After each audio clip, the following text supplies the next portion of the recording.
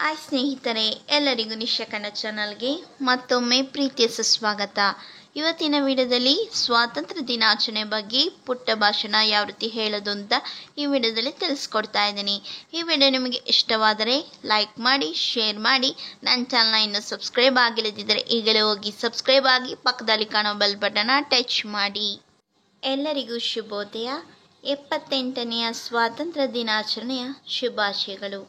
ಕಾರ್ಯಕ್ರಮದಲ್ಲಿ ಆಸೀನರಿರುವ ನನ್ನ ಸಹಪಾಠಿಗಳಿಗೆ, ಎಲ್ಲ ವಿದ್ಯಾರ್ಥಿಗಳಿಗೆ, ಶಿಕ್ಷಕ ವೃಂದದವರಿಗೆ, ಬೋಧಕೇತರ ಸಿಬ್ಬಂದಿಗೆ ಹಾಗೂ ಗಣ್ಯರಿಗೆ ನಮಸ್ಕಾರಗಳು.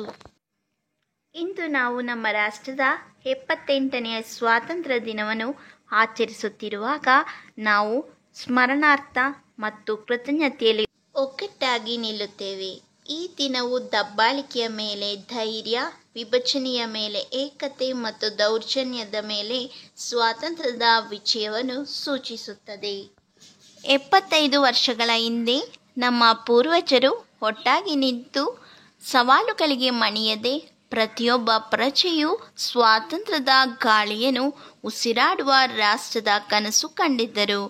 ಅವರ ತ್ಯಾಗ ಮತ್ತು ಸಂಕಲ್ಪದ ಮೂಲಕ ಅವರು ಭಾರತವನ್ನು ಹೆಮ್ಮೆಯಿಂದ ಕರೆಯುವ ಈ ಸಾರ್ವಭೌಮ ಭೂಮಿಯನ್ನು ನಮಗೆ ಉಡುಗೊರೆಯಾಗಿ ನೀಡಿದ್ದಾರೆ.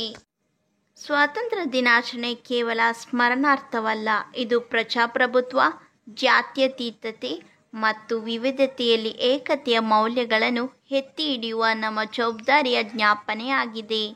ಇದು ನಮ್ಮ ಸಾಂಸ್ಕೃತಿಕ ವಸ್ತ್ರದ ಆಚರಣೆಯಾಗಿದೆ, ಅಲ್ಲಿ ಪ್ರತಿಯೊಂದು ಎಳೆಯೂ ನಮ್ಮ ಗುರುತಿನ ಶ್ರೀಮಂತಿಕೆಯನ್ನು ಸೇರುತ್ತದೆ. ಇಂದು ನಾವು ನಮ್ಮ ತ್ರಿವರ್ಣ ಧ್ವಜವನ್ನು ಹಾರಿಸುತ್ತಿರುವಾಗ ಹಾದಿಯನ್ನು ಸುಗಮಗೊಳಿಸಿದ ವೀರರನ್ನು ಗೌರವಿಸೋಣ ಮತ್ತು ಅವರು ಹೋರಾಡಿದ ತತ್ವಗಳನ್ನು ರಕ್ಷಿಸಲು ಪ್ರತಿಜ್ಞೆ ಮಾಡೋಣ. ಸಹಾನುಭೂತಿಯೊಂದಿಗೆ ಪ್ರಗತಿಯನ್ನು, ಸಹಾನುಭೂತಿಯೊಂದಿಗೆ ನ್ಯಾಯವನ್ನು ಮತ್ತು ಜವಾಬ್ದಾರಿಯೊಂದಿಗೆ ಸ್ವಾತಂತ್ರ್ಯವನ್ನು ಅಳವಡಿಸಿಕೊಳ್ಳೋಣ. ಜೈ ಹಿಂದ್.